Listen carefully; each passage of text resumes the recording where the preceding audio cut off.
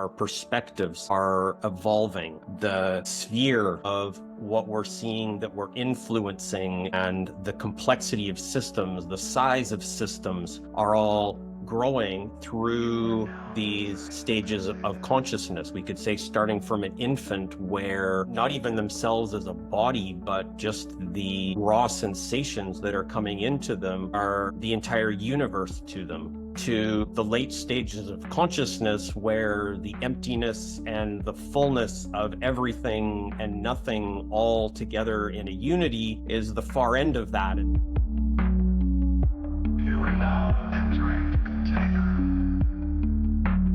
The container is now open. We've all heard about IQ as a way to measure your mental capacity, but there's actually a much more interesting way to measure how you're perceiving the world. It's called stages of consciousness. Each time you rise up the stages of consciousness, you are able to take in more perspectives about the world around you. That gives you access to more and more ways of looking at the world and tracking what's going on. And unlike IQ, this is really important, you can actually do practices that increase your stage of consciousness. The number one way is probably circling.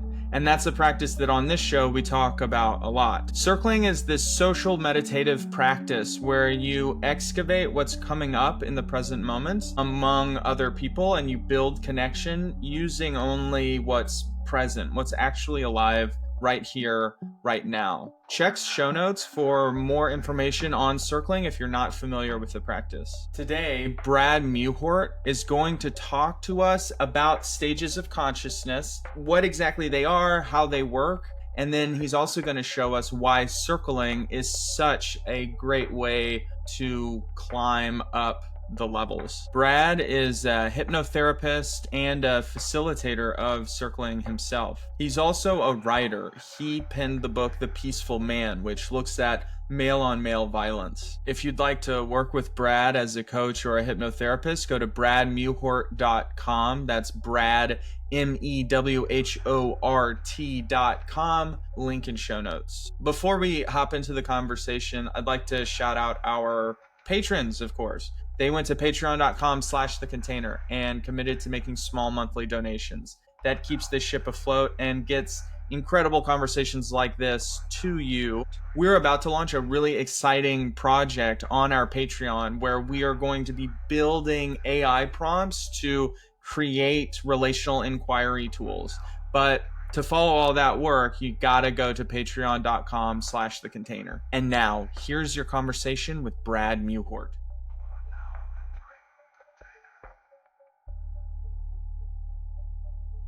So maybe as a starting point, presencing, thinking about circling as a developmental practice and just thinking about the different types of development in integral theory. In Wilber's integral theory, there's often talked about horizontal development and vertical development. And, coming from a theory of there being stages of development of consciousness where our perspectives are evolving and the complexity that we're able to hold is evolving. The sphere of what we're seeing that we're influencing and the complexity of systems, the size of systems are all growing through these stages of consciousness. We could say starting from an infant where not even themselves as a body, but just the raw sensations that are coming into them are the entire universe to them, to the late stages of consciousness where the emptiness and the fullness of everything and nothing all together in a unity is the far end of that. And that is their, in a sense, their self, what is their perceiving as a whole. So, in the broad range in between. And this is the idea of vertical development, that we can continue developing from, even beyond childhood. It's kind of a given. Well, as we're growing up as children into our adolescence, into early adulthood, we are developing. And for a lot of people, they do kind of hit adulthood, maybe, mid-20s or something like that. And a lot of people don't really have further vertical development than that. And yet many people also do. So this is the vertical development is looking at this, how this evolves. And, there's a lot of research on this. There's a lot of different models. They're all kind of pointing in the same direction, although they all have different strengths, weaknesses, and nuances as well. And then we could contrast that with horizontal development, where within any given stage, there's much that we can learn. We can take the capacities of any given stage and fill those out and use those in different ways. And both of those are important, rich, necessary, useful, etc. And in many cases, horizontal development at one stage is necessary, but not sufficient to move to the next stage. Although that also isn't 100% of the time given either. Sometimes people actually kind of jump through stages relatively quickly and can have weaknesses or even shadows at earlier stages than where their center of gravity might be. That was the most concise description of stages of consciousness I have ever heard. And I think that's really difficult because often when I'm trying to describe it to people, something I get kind of lost in is like, yeah, what does it mean to have higher consciousness? Like, I know what it feels like in my from like the inside because I've had much lower consciousness, than I have like at other times. So like I know what it's like to move up and down in the elevator. Yeah. But then and I've had moments like oftentimes like the spiritual work we've been doing over the last several years, oftentimes we'll be in ceremony and I will click into a new level of consciousness and I can just feel it like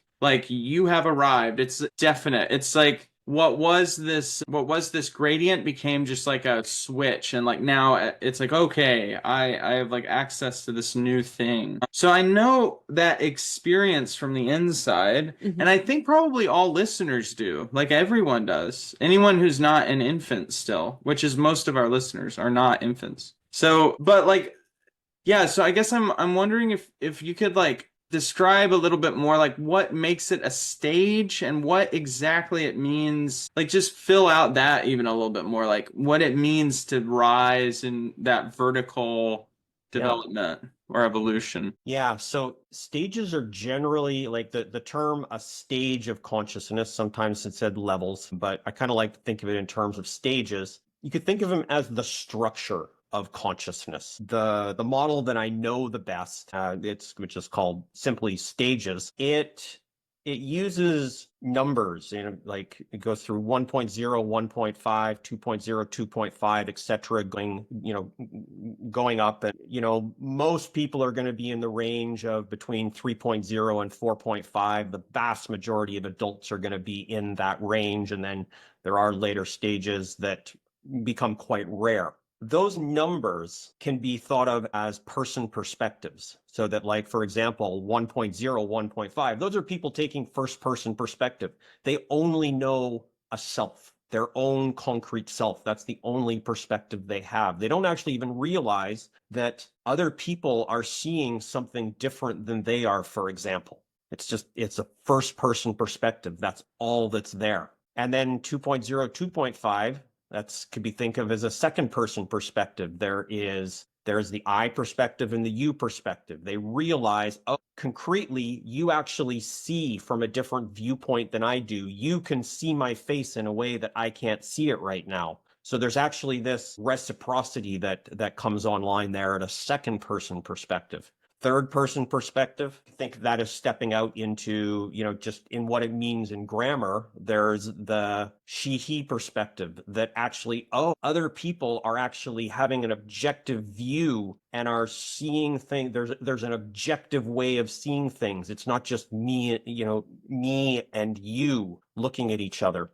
And then, and that's where up to the third person perspective that kind of fits in very well with the grammar. And then it becomes a little more abstract when we get into fourth person perspective, where, you're starting to see subtle selves looking at each other, etc. So this is one way of thinking about what are these structure stages. They are building complexity of the perspectives that we are able to take. I feel curious about so much of this. And one thing I wanted to note is that I remember early on in the podcast, we were on it. We had a topic that we actually recorded a whole episode about called growth mindset versus girth mindset, and it has me thinking about the vertical versus the horizontal. So that was just a little side note. Like, Oh, yeah. that was funny because I thought it was a funny way to. But the fourth person perspective, is this like as though there were like a witness to oneself in relation to others? Is that like the fourth person perspective is like the omniscient sort of, like your awareness is attached to it and it can see you from an objective point of view? Is that Not quite. So what you're describing, having a witness, there's actually different witnesses at different stages. The way, yeah. So here's another way of thinking about it. In the stages model, we have three tiers that we look at. The concrete tier, where, it's all about physical objects or very, very clear, concepts in a sense, the principles, the rules, those aren't exactly concrete, but they're not very complex, subtle objects. And then we get into the subtle tier where everything, it's all about ideas and concepts and energies and feelings and complex emotions and these types of things. And I will just mention now, it's not relevant to answering your question, but then the next tier as we talk about it is called the meta-aware tier, where things become very subtle, where things are about emptiness and fullness and the emptiness of language and infinity and eternity and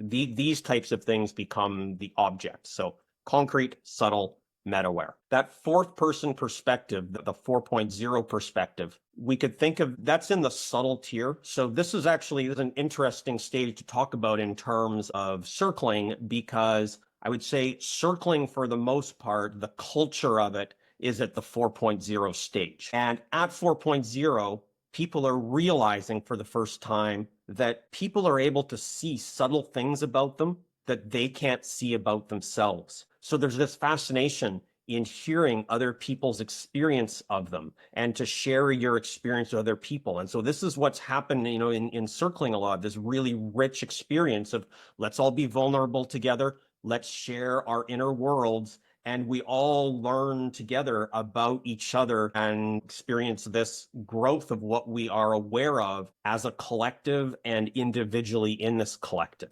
And at a stage before that, the 3.5, at 3.5, this is where 3.5 is actually where the majority of the adults in the Western world, where what their stage would be. And at 3.5, there can be incredibly complex in their thinking, but it's all about thinking. They can think about their thoughts, a lot of like cognitive behavioral therapy type of work is really very 3.5 oriented, incredibly complex. And yet people at 3.5 actually don't tend to be all that interested in feedback from others or what others are seeing in them, because they actually don't see that others can see things in them that they don't see in themselves. So there's probably, I'm not going to say none for sure, but most people at 3.5 or earlier are actually not going to be very drawn to circling. It tends to be at 4.0 that people are just like, wow, this is amazing, and are so excited about circling, this practice of circling. And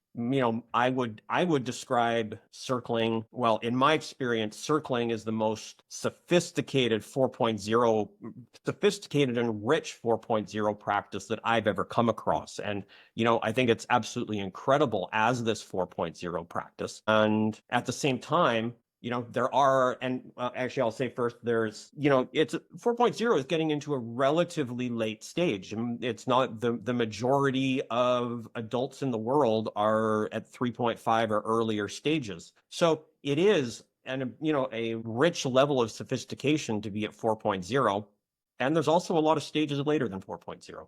Yeah, what comes up in me, I notice when we talk about levels of consciousness, I notice, and I just want to note, like pride, or like pride comes up, and it's like, yes, I'm a very high level of consciousness. There's like it feels like an inevitable danger with the territory of talking about this hierarchy of being like, well, I'm at this level and it feels Like, I guess there's probably a danger of overclocking yourself higher than you actually are. I could see myself doing that for myself.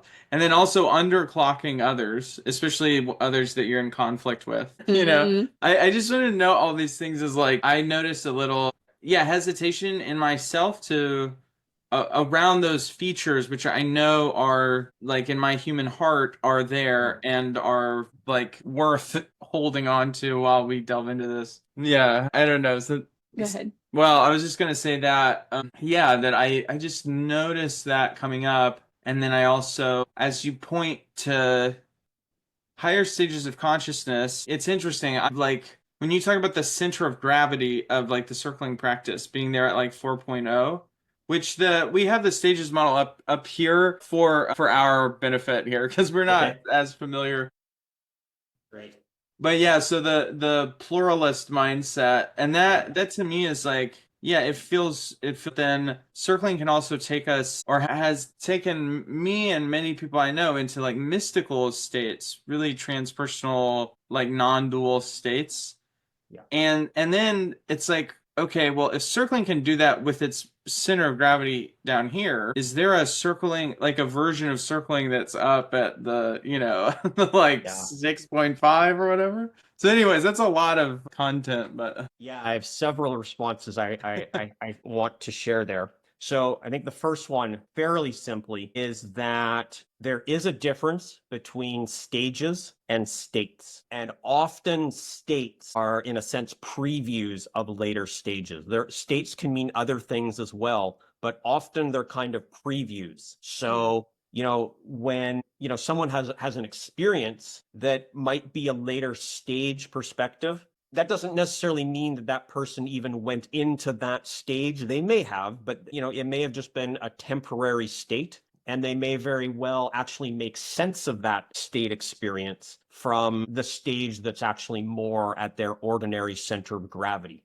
Now, those states are valuable. In some sense, those states, having enough state experiences, can be what launch us into a new stage. So that's not to diminish the importance of those in any way to say that they're temporary. In fact, those are essential. And as you alluded to there, though, I would say that being able to have such state experiences is a value to the practice of circling, and one way in which it can be a developmental practice. So that's the first thing. And then the second is we all have a range of stages that we operate from. And so, when often just kind of offhandedly, people will talk about being at a certain stage. And what that really means is that that's their center of gravity. But all of us have a range of stages. We're going to, generally have a slightly later stage, a stage later that we're able to access, maybe fairly regularly even, but not consistently. And we're all going to have earlier stages that we sometimes operate from. I imagine that would interlay interestingly with IFS or parts work. It certainly can. Yes. Different parts at different stages. Yes. Yeah. Yes. And we want to have access to all of the earlier stages. It's actually healthy to be robust at every single stage, even earlier stages that we might, think like, oh, well, we want to have later stage capacities, but there are times when it's actually most beneficial to operate from an earlier stage, to actually have full access to the capacities of that and not be like, oh, well, I'm at 6.5, but I can't do my taxes because I have no 3.5 capacities or something like that. We want to have robustness at every stage so that we can operate from all of those different capacities. So, certainly there is some kind of hierarchy in the stages, and at the same time, that can easily be taken too far, because it really shouldn't be looked at as a diminishment of any of the earlier stages. They're all valuable. They all make a contribution to our well-being as people, as a society. And I would even say people have the right to be at whatever center of gravity stage they have. That is who they are. And that's kind of you could look at it as a developmental right. Right. Because I mean, with a model like this, isn't it more, isn't it more of a way to describe what is versus a a map of what we're reaching for? Like it seems like it's more of, well, yeah, I mean, I wonder what a model like this is.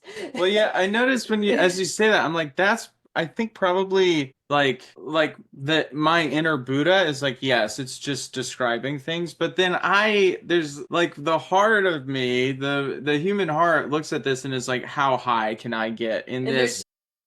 that describes some of the Absolutely right. Yes. Yeah. It narrows it down to a couple anyway. But yeah, I notice I look at that and it's like, man, I want to be at like transpersonal all the time or like higher. I don't know. Like it's hard not to see that. And at least for me, it's hard not to see that and be like, okay, what can we do here? How can we ascend? Well, and I mean, Brad, this is a question I have for you that, I think something you mentioned having noticed is that people at, say, 3.5 would not be interested or like wouldn't find circling very like interesting. It just wouldn't even, it's not like, oh, I'm bad at circling. It's like they just don't see the reason for it or find it to be like what we find it to be, where we are like blown away and like, this is incredible. And yeah, can you talk a little more about that? Because that's, we have talked a lot about like, why is it that people come into these spaces and sometimes they come in and they just get it, and sometimes they'll come every single time for a year and it like never really happens, or maybe they come a few times and they're like, what is this even? And then other people would never be caught dead in a circling event in the first place. Yeah. Right. Yeah. So, I mean, the first thing I want to mention is just, at any stage, there's going to be huge variation between the way people express those stages. There's no doubt that there are people at 3.5 who get into circling. There's just probably not a lot of them. A lot of 4.0 people are going to love circling. And there's going to be some that it just doesn't resonate for them for one reason or another. Let's see, there's kind of several threads I have open here. It's a rich discussion we're having. I think I want to say something about just the different, maybe just talk a little about the next couple stages that we see after 4.0, which we haven't said anything about yet. And then, I'll address a couple of other points. The stage after 4.0 is 4.5. Let me say one more thing about 4.0 first. If 4.0, people at 4.0 don't tend to like this idea of stages of consciousness development. It's they almost tend to be allergic to this idea that there's this hierarchy in terms of people's experiences. And they just like to think of it all as we're all just reciprocally sharing our experiences. So for the listeners who have shut off this podcast and who have no interest in what I'm saying and, think that these are just terrible ideas, those people no longer listening may very well be at 4.0. I love that. And of course, these are broad generalizations and nothing fixed. So 4.5, people start seeing this models of consciousness development intuitively. Even if they've never learned about this, they just kind of get it. How people have different stages in terms of their perspectives and these types of capacities. So that's one of the things that starts happening at 4.5. Whereas at 4.0, people love to be in these reciprocal systems where they're sharing about things. At 4.5, people get more interested in creating the containers, not just holding the containers, but actually creating the containers and optimizing the containers and tweaking them. People at 4.5, they start to see things really in terms of systems and how they can operate on those systems. And the amazing things about these systems at 4.5 that they're seeing is that they can contain both interiors and exteriors. So there's like what's happening between people and with things in conjunction with what's happening in themselves and inside other people, and seeing all of this as a system. So 4.5 is this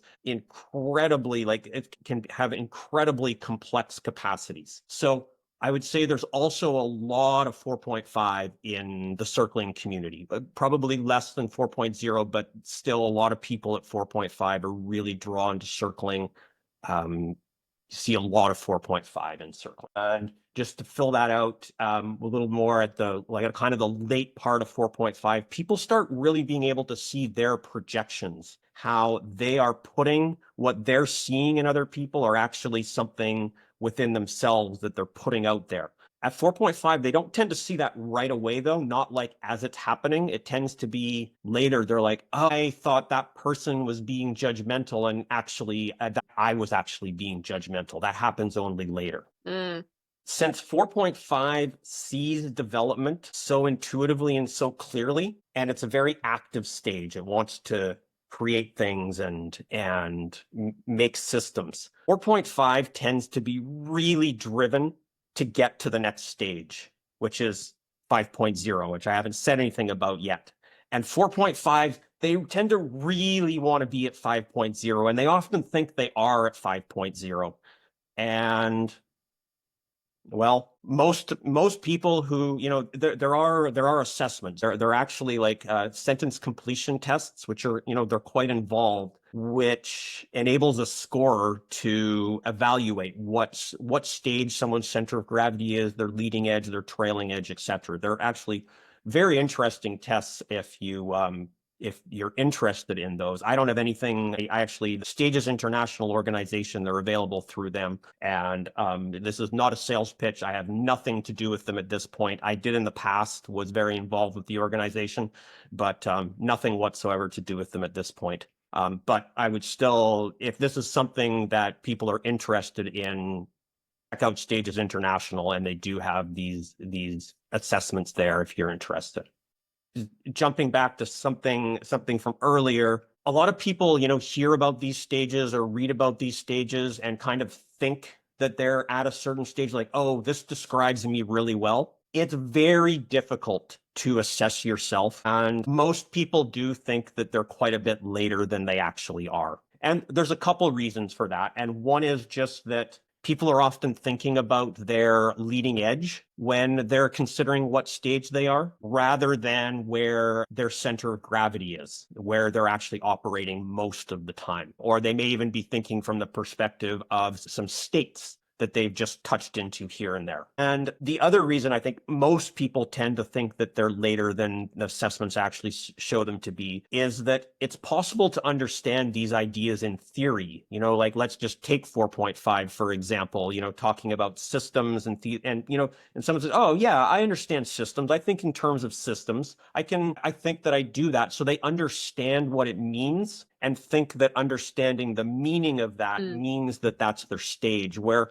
it's not really about the intellectual understanding of what that stage is at all. It's actually about your present moment experience, the very, in a sense, substrate of your consciousness, making meaning of the world with that stage with the lens of that stage, in a sense. And that was a precursor to 5.0. I can jump right to there if any questions or anything. I'm covering a lot, so if it's yeah, I love this. I want to take a second there to I think that last point. I guess I'm wanting to root this into my experience. It's I think often for me, I would locate myself later on down the line for exactly the reason you're saying, is that I might spend some time there, and that might not be my center of gravity, because when I'm in my center of gravity consciousness, I'm actually kind of less checked in to life in a way. And it's when I feel most alive and most I'm really printing memory in bright colors, is when I'm kind of at my bleeding edge of consciousness. And so there's a way that can distort the way I see where I actually live, and what's actually just the effortless how consciousness articulates and architects the world is who's to say? It's probably a lot lower than I think, just even reading these. Yeah, and then when you were talking about the intellectual understanding of various stages, versus the sort of embodied, or the actual conscious, the reality of the stage itself, has me thinking about encircling. We'll often be in a group with people, especially people who are newer to the practice, and we call it we've named it anticipating the fruits, where they'll see that, there are other people who maybe have circled more, are behaving a certain way, or they seem a way. And so then they're like, oh, all I have to do is like do that. And then, and so then you'll maybe check in and how, like what's it like to receive that? And all of their body language is screaming that they're extremely uncomfortable, but they're like, I am a Buddha. Yeah. Or they'll report something different than what, I don't know, maybe what they appear to be experiencing. And we call it anticipating the fruits. Like, oh, if I can just act a certain way, then I'll be that way, with missing all of the stages that happen to get to that place of equanimity or whatever. Yeah, we have a very good video on it. If you're watching this on YouTube, check out the video on it.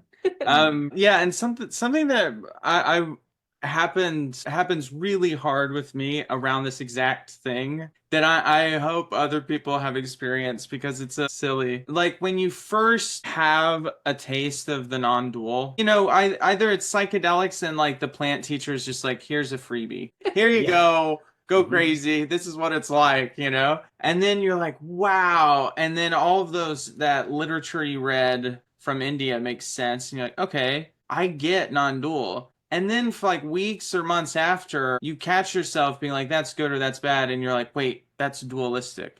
And dualistic is bad. That's basically your opinion. It's like you get locked, it's so slippery and it's really hard. There's like this, when you catch yourself being in this like dual mindset, but really catching yourself in it has this implication that itself is non-dual. And it's just like, or that itself is dual, and it's just, it's like, it's easy to think you're so enlightened because you tasted it one time.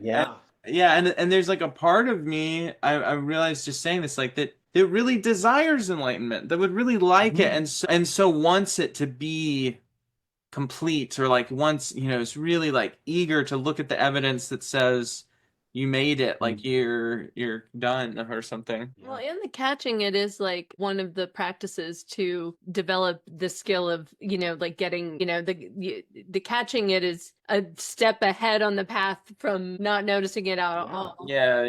And what a beautiful impulse. Even if our ego wants to grab onto that and, make it our identity, I still see that as such a beautiful impulse, which, if only we would all follow that impulse towards a genuine unfolding of that, rather than just demonstrating it or doing what we think would demonstrate it, even to ourselves. Yeah. Beautiful. Yeah, so do you feel ready to take us to that third tier cosmocentric place? Yes, the metaware tier. So starting with 5.0. And, whereas in the concrete tier, we have these concrete objects, they basically physical objects. The subtle tier, thinking about thinking and emotions and, systems and all of these types of structures. In the metaware tier, we get into either very big objects or very empty objects, such as the emptiness itself at 5.0.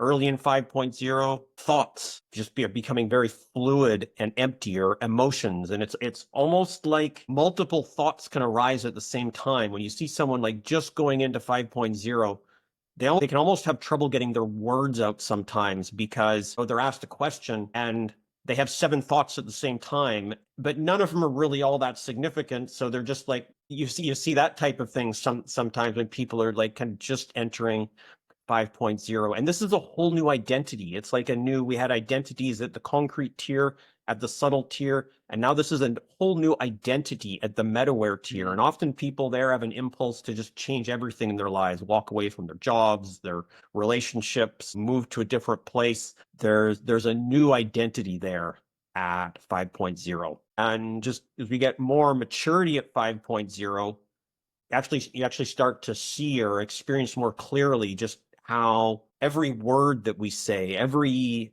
thought that we have it's being constructed in the mind. It's empty. There's nothing actually there except for what we are constructing. And, all of this is just coming in. It's also a passive stage, so that there's not control over this at this point. It's just like things are just emptying, and everything can feel very, very fluid, not very stable. And at the same time, there is, this can be a very amazing stage in terms of the experience, to start just having all of this arising spontaneously when someone's actually crossing into this as a stage. And the mind begins to happen. The mind processes things so fast as it's so empty. There are a lot of capacities coming on at this stage. And then just to kind of step into the next stage, 5.5, basically someone moving into 5.5 starts to be able to harness this emptiness, so that they are actively constructing the meanings that they make, and they can make whole new systems of meaning.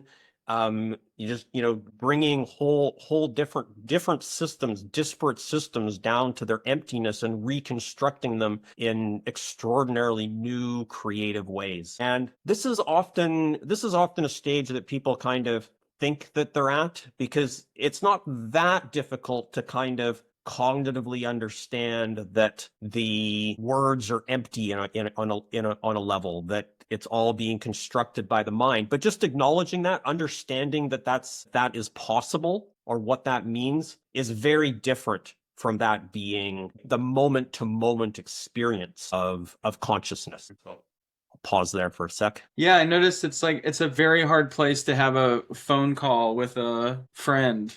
Yeah. At that level, it's hard to be with the boys, or to be getting rowdy, or I don't know. There's a lot of joys it's hard to be in that. I imagine it would be hard to be. It can be hard to be in almost any social context at a certain point in there, as anything is just seeming empty. It actually, and it's not this way for everyone. For some people, it's just a beautiful, rich, spiritual experience. But it can, for some people, start to feel very shadowy, like nothing has any meaning, especially if people don't have kind of some developmental models to work with, or, mentors who know these types of systems. It can really be an existentially difficult stage transition to go into 5.0. People can just, everything can seem meaningless and pointless, as it all just feels so empty. And some people even think they're going crazy, just the way that everything is losing meaning. It's actually, there's been stories of people who have, gotten themselves psychiatric evaluations because they thought that they were just, absolutely losing it, where actually they were transitioning into 5.0 and they were totally fine once they actually were able to make meaning for themselves of what was going on. As you're describing this, I'm seeing the benefit of that horizontal, development in 3.5 for 4.5, particularly preceding this, because having those fully fully filled out, it's like a contraction. It has me thinking like this kind of release, after the contraction. It's like that emptiness. You don't the losing the identity. It's like the exchange of identity for the emptiness is not as jarring, psychologically. But I can't quite put my mind around why. I just can. It's like I can see it on this kind of energy. Yeah. I feel like I'm using the language of the stage. I want to piggyback on that, because that really brought up something in me. Is this experience I've had a lot when you're in a really long circle and you're at minute 50 and you're with people, and you can just feel the connection, the membrane of the connection. That's it's like a subtle body, actual entity, physical thing around you. Physical, I mean, in this kind of ghostly spiritual way. And you're connecting, and you do have these moments where it's we actually, the words are actually like a dance, and they're sort of really what we're doing is we're heart singing, and that's really what's going on. We're just attuning, and we could just sit here and be in attunement in any number of ways, and words are just the way we are used to doing it. And it's like if you're in the zone there, like you're talking about, a lot of time and growth inside that space. Yeah, I imagine then once you become yeah, like construct aware, and you these things drop away, you're more used to being in this energetic field and less hardness feeding you and more energy feeding you, or energy sustaining you, or like the, yeah, kind of like the webbing is more, it's just so energetic and it's not even related to concrete things. It's Mhm. not, it's like not even, yeah, far out. By the way, I'm loving this.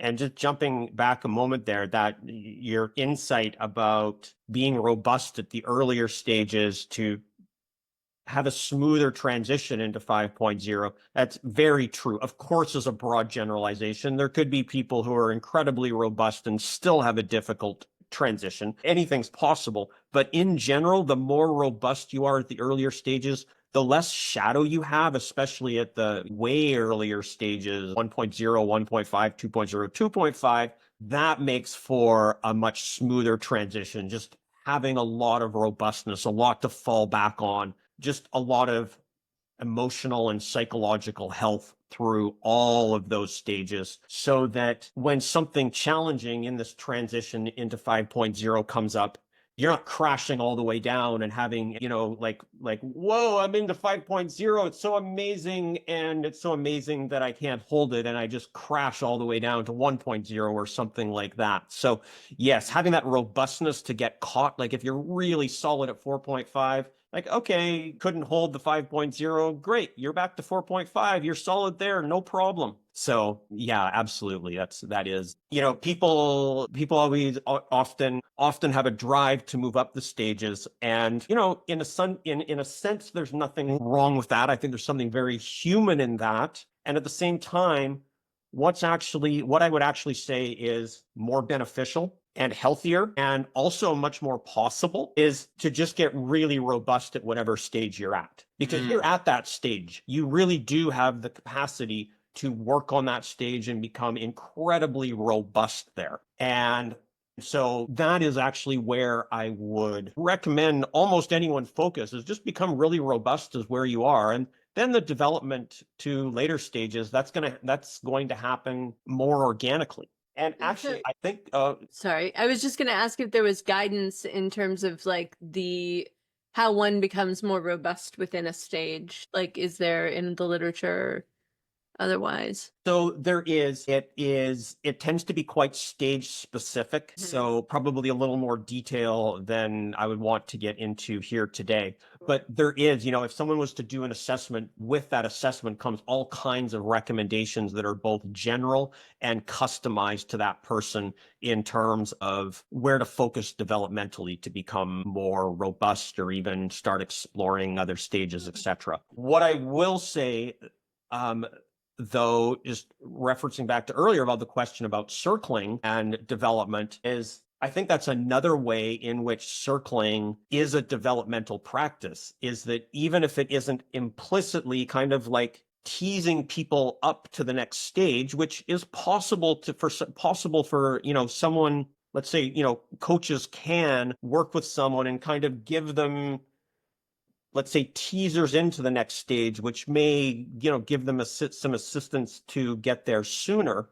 I wouldn't say circling does that necessarily by default, but, we talked about the possibility of having state experiences, which can be developmental.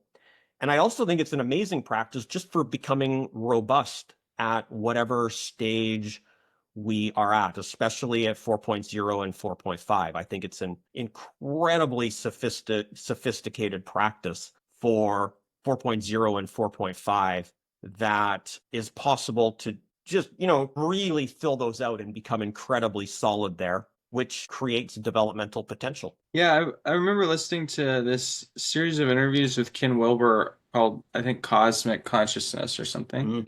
And he talks about how at that time, whenever that was made in like the late aughties, that he was like, the only real way we know how to raise people up past like what they get to by their 20s is meditation.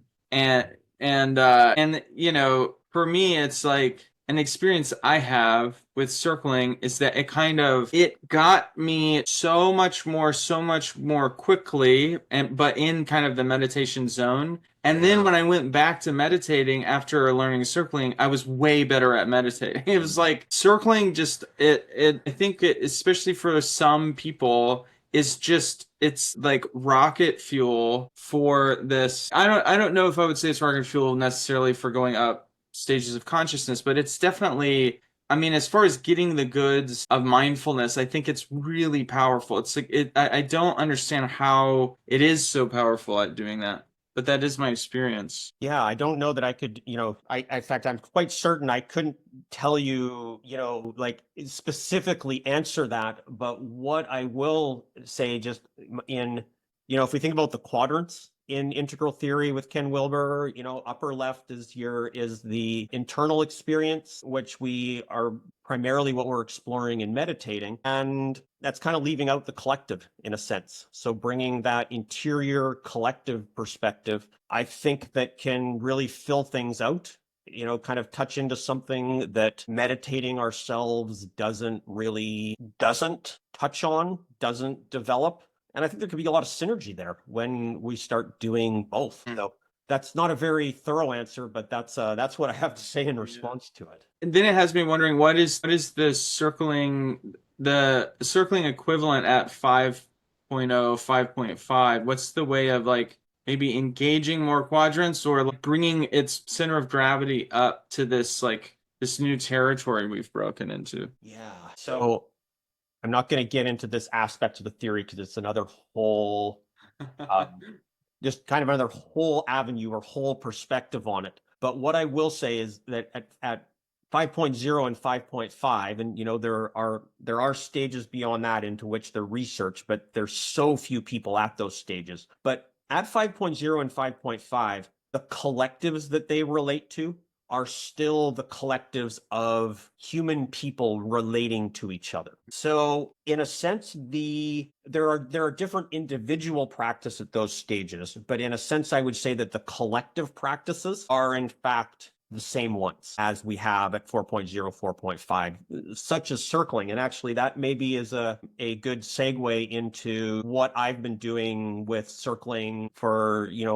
for people who are at later stages of development and meditators for the last few years, if that feels like a good segue into that to you. Yeah, I do want to just make a hypothesis or something um about this topic that we're on, which is practices in the 5.0 to 5.5 stage and how they would differ from 4.0 to 4.5 practices. It has me thinking about circling Europe, and has me thinking a little bit about like surrendered leadership, and the idea of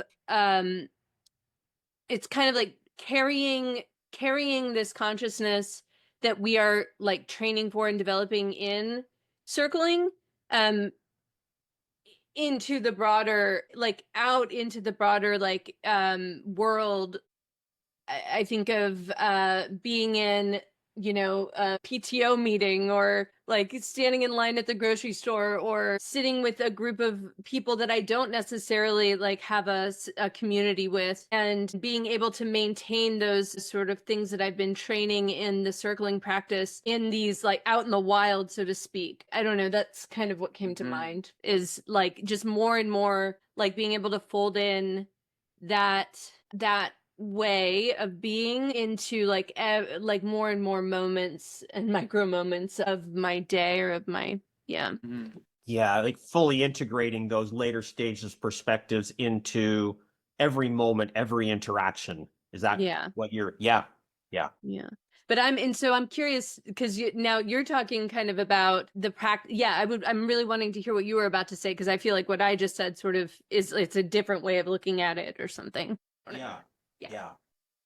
So just brief background, so I trained as a circling facilitator about 8 to 9 years ago at the Integral Center and was, doing a lot of circling there at the Integral Center. And what I would see, certainly not all the time, but not infrequently either, was someone who, was coming into a circle, and I would see in them that they were probably transitioning into 5. Were drawn to this community because 4.0 communities are actually quite sophisticated in the scheme of things. The vast majority of communities that are out there in the world are 3.5 or earlier communities, and circling very much 4.0 communities. So even to someone at 5.0, it can be like, oh, this is richer than what I find anywhere else. But then they've been having these, very subtle experiences of emptiness and things like that. And people at 4.0 are just wanting to, I just want to know what you're feeling. I just want to know what you're feeling. And the person at 5.0 is like,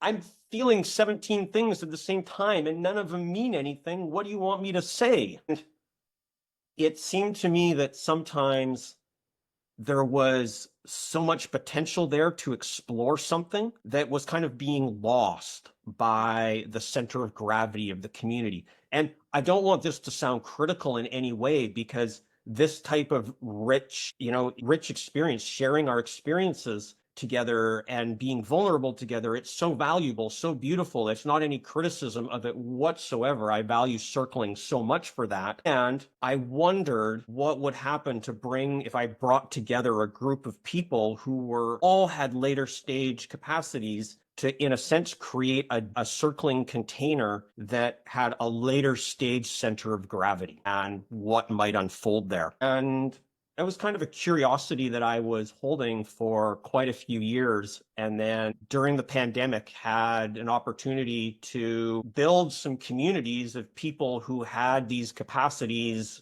in online space. And so I formed, and to start off with, I had a strict requirement that people had to have scored on a stages assessment at least 5.0, so that, in a sense, the whole group could be, knew that everyone there was coming in with these capacities, looking to basically create a new culture of circling.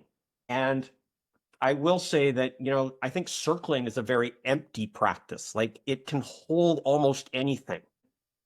The way that it's practiced, I think a lot is formed by the community of people who are practicing it, as opposed to that being inherent in the practice itself. So Yeah. this is still something that I'm fascinated and curious by, of all the different directions this could go. What can the circling container be if we look at it as just something that's very empty, that's kind of just barely creating a structure to hold something, and how much structure does it need to have, and what is possible in this? I love circling for what it is and for what else it could potentially be. But anyway, getting back to these circling groups, also did shift out some of the, let's say, shift around the context just a little bit from what is kind of typical in circling. And one of those is that, whereas I would say that authenticity is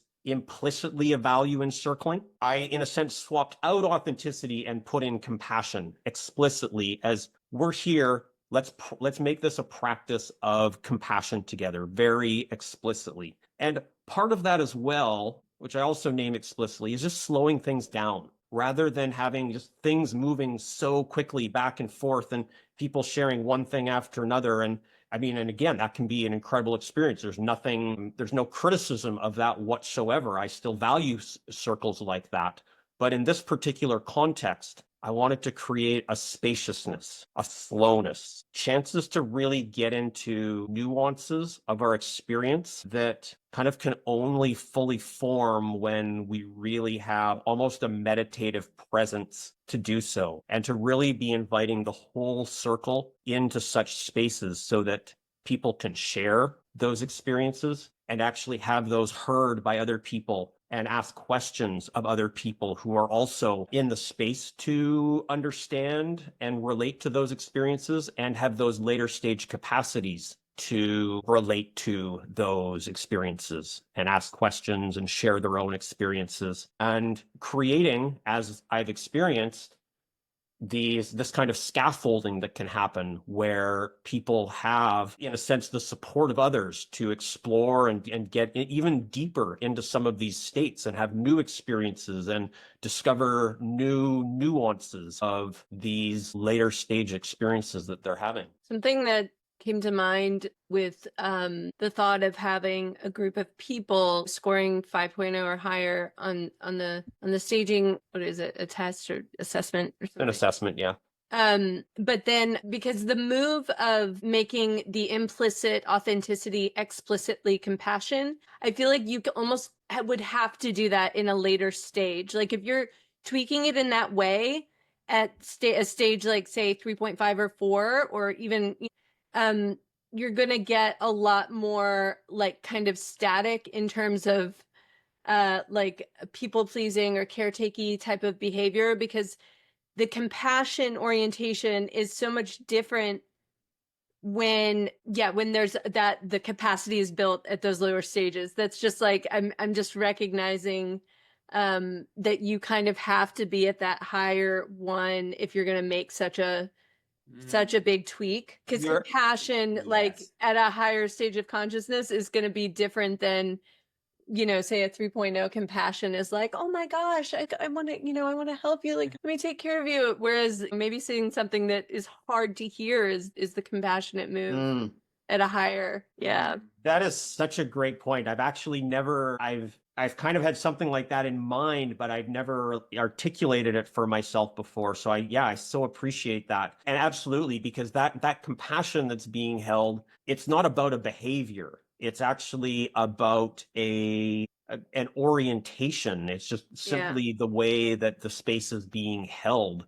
And in a sense, I would actually say, I said that I swapped out authenticity and brought in compassion, but in a sense, those aren't at odds at each other, right, from a developed enough stage. Right. Actually, being, coming from a place of compassion does not negate being authentic. And I think that is an important point. Like, I've had some people kind of be like, oh, that sounds really boring or something like that. And there's still lots of expressions of emotions. People's humanity is still fully showing up. So it's not that there becomes a lack of authenticity. It's that just becomes not the priority is what I would say. Yeah, this talk is reminding me of my introduction into like the field of like authentic relating and circling and all these relational arts and NVC. And actual like authenticity was this thing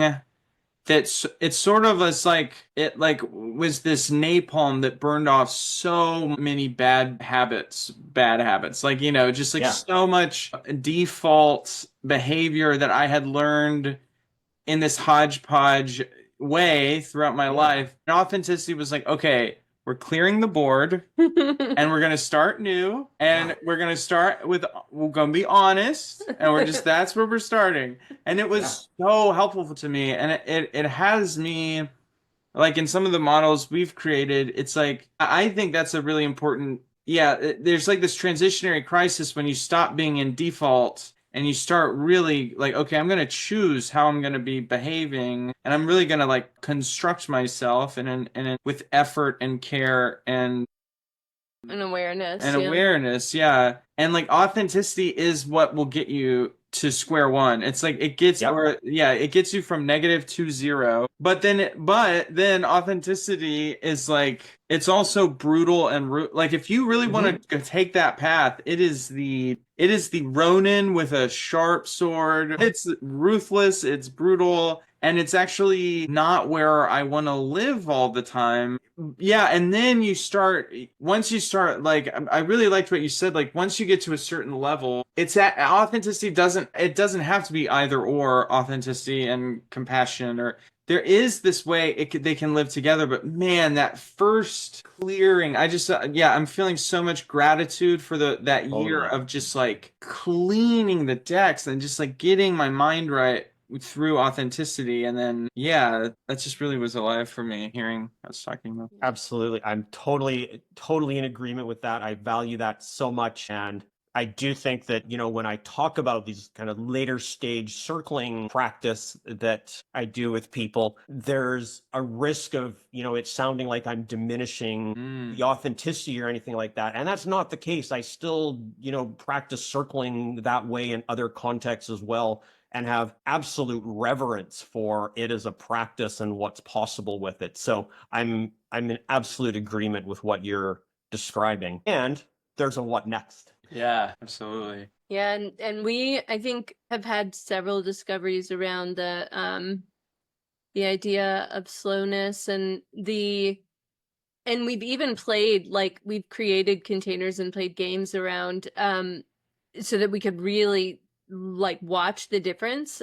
between regular speed and slow speed. And the one that I remember the most is we made this game called Go Ahead Ask, and it was kind of based on like improv games where you can only ask questions to one another, and so nobody's ever allowed to say anything that's not a question. So there's lots of ways your mind tries to find a cheat, and the first thing we noticed is that people, it would turn into like a humor game, like how funny or sarcastic can I be with my questions. And so we made the tweak that when you received a question, that the move was to like sit with it and to really feel, like, slowly, at least 5 seconds, like, what does it feel like to receive this question? How does it feel inside of me? Like, and just turn that slow down knob, like, and it shifted the game. I mean, it was wildly different and much more like meaningful practice when we did that. And so, yeah, I'm curious how that experiment, or how that these containers have continued to evolve, or what learnings you have from having done that, or what the So I'll say first, just hearing you say that, I just felt this strong impulse in myself to really slow down here with the two of you. And I know, I would consider some of what we've talked about. I mean, I love all of it. I'm passionate about all of it. And some of it's been somewhat on the heady side, I would say. And yeah, I'm really wanting to just, so we're, I know we don't have that much time left in our conversation, and I'm just, really wanting to slow down a little and also answer your question. So it's been a few years now that I've been running these groups. And during the pandemic, when everyone was really excited about doing things online because that was the only way to connect with people, my community of people doing this late stage circling kind of exploded very quickly. I was actually doing almost a ridiculous amount of circling for close to a year, and then it kind of tapered off some after that. But it is still happening a few years later. I now have it. It's a significantly smaller community than it was, but it has continued to, say, evolve and become more connected and richer over time, I might say. And, some of that is just a lot of the same people being together for a long time, and those relationships building and getting to know each other more, and just kind of have a week after week, month after month building upon the containers and relationships. And if anything, I would say there's been a slowing down even more. And I'm going to say partly because of kind of an evolving community and more experienced people doing the practice, becoming more and more empty in terms of the container and minimal in terms of my facilitation, which doesn't work very well then sometimes when I change direction and, do facilitating in a different context. So I need to hold the context very carefully there, and the way I'm orienting. But that's some of the ways that it's evolved. And, it's also kind of, it started off as a community very tightly associated with the stages model, and it's moved away from that some. In a sense, I have embraced it as a community and practice for people who are really into meditation as well. I find there's a lot of, you're talking about meditation being developmental. which I'd say it isn't always, but it certainly can be, very often is, and that's certainly the intention of it. But more people who have a long time meditation practice or kind of a serious meditation practice who are looking to expand that to be in relationship with other people. So that's actually kind of how I talk about who's in this community at this point, people at late stages of development and or meditators. And there tends to be a pretty strong crossover between those two, and certainly not a perfect crossover either. I'm curious what the what being in that community has given you. What is the the special gifts of that container that maybe aren't there with other like more ecumenical containers? Sorry, I'm not sure I'm getting the question. I guess since you've created this community of practice that is so specialized in like who is in it and has its own way of being together, I'm curious if you've gotten special gifts in the experience of that community that maybe isn't always available or you haven't seen in other communities of practice. I feel incredibly honored and privileged and, in a sense, awestruck to be holding space for some of the experiences I hear people talking about and what's unfolding there. Almost amazement that I'm not even going to say I created it, but that I've kind of woven something together that enables people to relate in the ways that they do there. And I'm humbled by it. In a sense, there's, a lot of this, I'm like, I'm not creating this. I'm not doing this. There's what people are experiencing with each other is beyond anything that I could intentionally create. And, I'm just holding that. And so I'm humbled by what unfolds, the interweaving experiences that people have. And so, yeah, I'm very, very honored to have had the chance to have to plant a seed that's grown into this and to continue to water it in the same way that, well, that's what we do with the plant, and it just grows on its own. And wow, like we couldn't construct that. It just unfolds, and that's very much like that for me. Yeah. Oh, I love that answer. Yeah, and I'm seeing that our time is coming to a close, and I'm feeling a lot of gratitude for what unfolded here today. A really rich discussion, and I want to give you a final word to let people listening or watching this know how they can get more of Brad.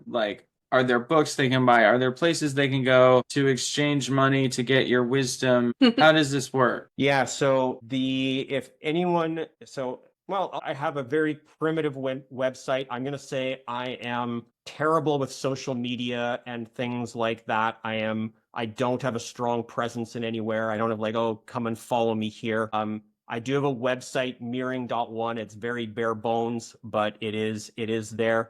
If people are meditators or anything like that and they're interested in this community, please feel free to email me. And I'm very, very responsive and engaged that way. I'm very high touch with anything like that. All of my, kind of work in communities are, small and very high touch. So I imagine I'll put my email in the show notes. Absolutely. You can find it in the show notes. Yeah. Brad@mirroring.one. And yeah, I do coaching work in these developmental stages as well. And I'll also just do a short, I think you had Jason Diggs on recently talking about his integral circling school. Yeah. And I'm involved with that as well. I'm on facilitating circles there. So that platform is open. And so that's another way to find me and engage with me if you'd like to. And that's a great place to engage in general as well. Awesome. Thank you so much, Brad. Thank you both so much for having me here in this conversation. I really enjoyed it. I found it a really rich conversation. Yeah, so did we. So did I. Yeah. So did we, the wee creature over here. And I hope your listeners will as well.